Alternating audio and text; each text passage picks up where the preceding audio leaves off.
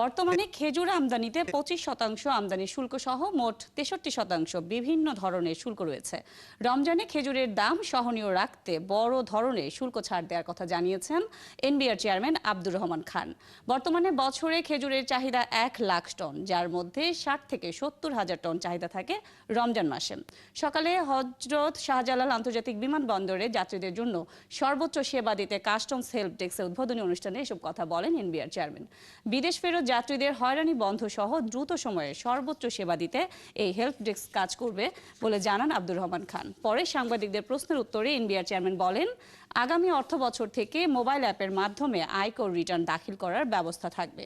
এই সময় তিনি বলেন, চাল, তেল, পেঁয়াজ, চিনি সহ বিভিন্ন নিত্য প্রয়োজনীয় পণ্যের আমদানি শুল্ক কমিয়েছে এনবিআর।